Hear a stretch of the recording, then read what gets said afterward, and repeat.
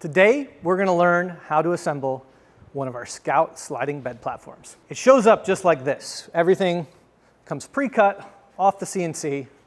Now what we need to do is prep the boards, screw everything together. Tools that we're going to need for this: impact driver with Phillips bit, a drill with pilot hole and countersunk bit, and a ratchet with a 7/32 socket, and an Allen key that's 2 millimeters. First thing, let's get all these boards and parts out of here.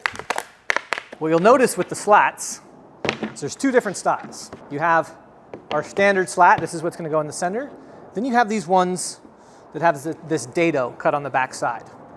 This is actually going to be the side support, and it will slot in with the edge just like so. So we pull out our dadoed pieces, our side supports, we move them aside. I don't need the rest of these center slats just yet, so what I'm going to do is get them off of our work surface until I'm ready for them.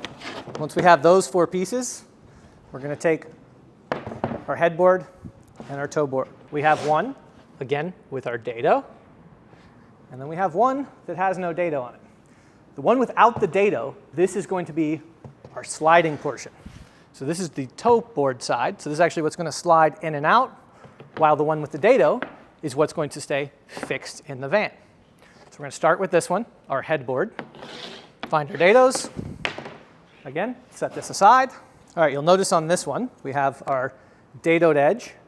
That dado edge is what's going to go to the outside, because you're going to see this board is going to slide in to our dado like so. Let's actually spin it around this way, it'll be easier to see. So that's going to slide into our dado, and this will slide into this slot that we have right here and into the dado once again. Give this a nice little wiggle, making sure it's all the way in there. There we go. Look at how that's now flush on there. Now we can take this board, pop it in there. Okay. So now we talked about needing all of the screw heads here to be perfectly flush. So that's what we're going to use our drill with our countersink head on it. So I'm going to start out by doing these top bolts. So make sure this is flushed up where I want it to be. So I'm going to hold this in place. We're going to go through each of these pre-drilled holes, and we're just going to drill through that. So there we go. You see how that gives us a nice countersink head in there? We're going to do that for each one of these.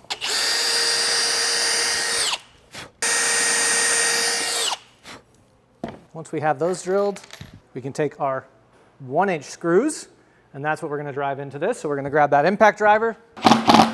And again, the big thing is just making sure that that is countersunk properly. You see how that head's actually a little bit lower. That's perfect. We just don't want the head protruding past that. And continue just alternating between countersink bit and driving our screws in. Okay, now what we're going to do is we're going to come to the headboard, and we're going to drill these ones in here. Same exact thing. We're going to hit it with that pilot hole and countersunk bit for each of these. We're going to drive those screws on. Then we're going to do the exact same thing on the opposite side. I said 1-inch screws. I meant 1 1/4-inch screws. I stand corrected. 1 1/4-inch screws. Boom. All right, so first side's completed. Now we will do the exact same thing on the other side. Perfectly flush there. Oh, that's not flush, so what does that mean we need to do? It just means we need to kick that back. Now if that's flush, take our drill.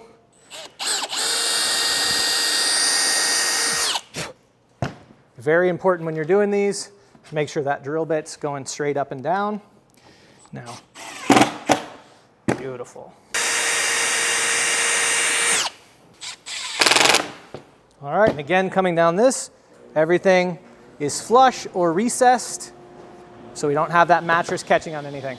Now that we've gone ahead and we've done our 2 end pieces, what we're going to do is we're going to come in with all of our slats. So that is these pieces right here. Now you'll notice on these end ones, we went with the hex ply side up. And then same thing, we have the hex ply side on the outward face of the toe kick and the headboard. What we're going to do is we're actually going to invert that for the slats, because we want that mattress to easily be able to slide on this versus getting stuck on the grippy side of the hex ply. I'm going to install it with hex ply side down. You'll see one end has our dado cut on that. We're gonna take that, we're gonna line it up, same thing, wiggle it in there, get it nice and flush, and then we're gonna come in with that pilot hole and countersunk bit, and you'll notice on this side, everything is pre-drilled for these. There's no guessing on where you have to put the holes. Perfect. And then we're gonna go down the line for each one of these, doing the exact same thing until we have all of our slats fully installed.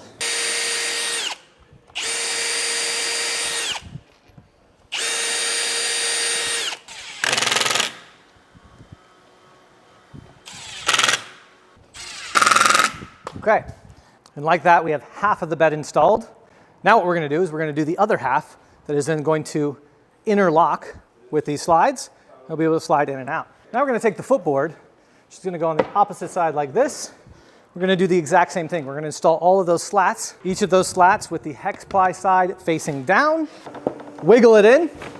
We're gonna do this down the line for each one of these. Wiggle it in. Okay. All of these are popped in. Now what I'm going to do is carefully slot that down there. You'll actually notice how these interlock, like so. What we're going to come through first, though, before we do anything else, is we're going to go ahead and pop in each of those screws that we talked about earlier.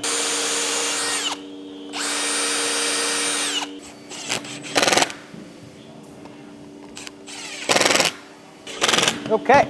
We're done with our impact driver and our drill. What we're gonna do is we're gonna grab our aluminum parts that are gonna join these pieces together. What we have is we have our flat bar. This is what's gonna go on top. You'll notice there's a short one and a long one. Okay, the long one is gonna go on this piece and span from side to side. The short one is gonna span the distance here for those. So the flat on top, you'll notice that these are already countersunk. We talked about how important that is. Then we have square tubing. Much like with our flat bar, there's a long one and a short one. So the long one is gonna go to this side of the bed, and the short one is gonna go to this side of the bed. So let's go and start with our long side first. The hole is gonna be offset to one side. That side that the hole's offset towards is what's going to be closest to the end of the bed platform we're attaching to. And that's gonna make a lot more sense in a second when I flip this over. So what I'm gonna do, see where we have it here? I'm gonna flip it this way, flip it that way, and that's where we want. So underneath, you see how the offset hole is towards this side, and we're attaching it to this half of the bed platform. I want that offset hole to be closest to the end of this platform. So platform, we have one side, we have the end. That's where this offset hole is going to go. So we're going to take that, we're going to put this underneath. We're going to lift all this up, slide this under. Again, making sure we have the long one here. That's what's going to set here. That square tubing is going to come and set underneath. There we go. Very critical to make sure that this square tubing is underneath each one of these, and that this is going to go down right on top.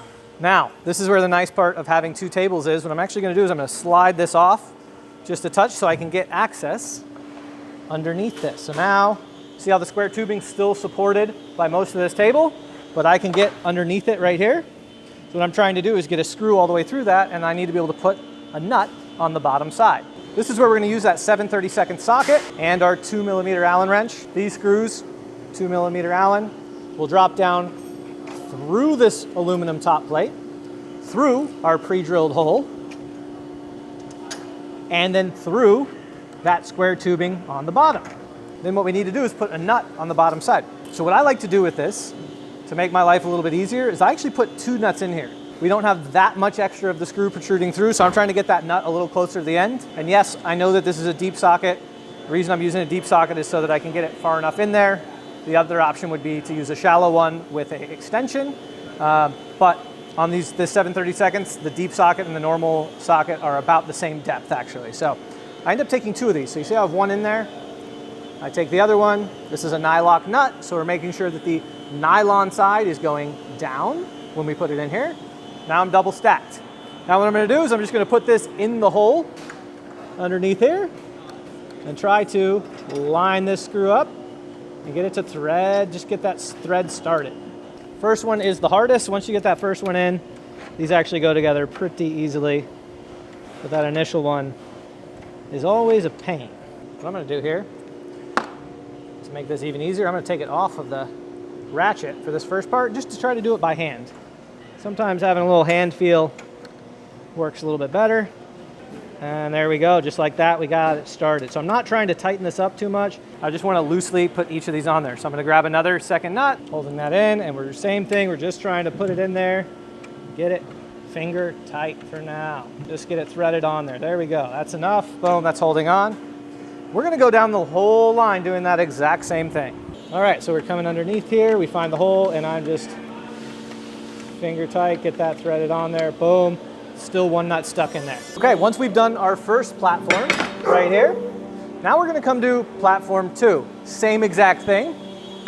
This is our short square tubing and our short flat bar, and that's gonna go right across the top of these. Much like we did the other one, we're gonna take the offset side, and that's gonna go this direction. So what I'm gonna do is take this, boom, offset side, facing down. We're gonna come underneath, get this under there, pop this all the way underneath that. So exact same thing we did before. And again, at this point, if you want to keep going down the line one at a time, you're able to. I like to go ahead and get 2 on one side, then I jump over and do 2 on the other side, and that just lines up all of my bars. So when I do the next ones, I'm not trying to make sure things are perfectly lined up. I get to do it all this way. So I'm gonna go jump over here, 2 on this side. Now when you get to these center ones, either having really long arms like me is helpful, or this may be where it's beneficial to go grab a friend. One person can come underneath while another person holds that screw in there. So now everything's been hand tightened here. We're gonna come in with our 2mm Allen wrench. We're gonna come in with that ratchet this time, and we're gonna tighten all of these up. Now it's super critical to keep these snug, but not tight. If you tighten this down too much, what it's gonna do is it's gonna pinch down on these boards. And remember, we need this to be able to slide easily.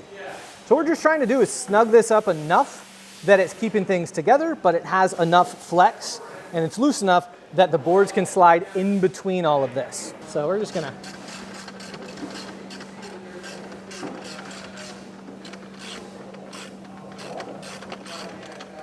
and boom, that's it. Again, looking for that fingernail thickness, we're good to go on that one.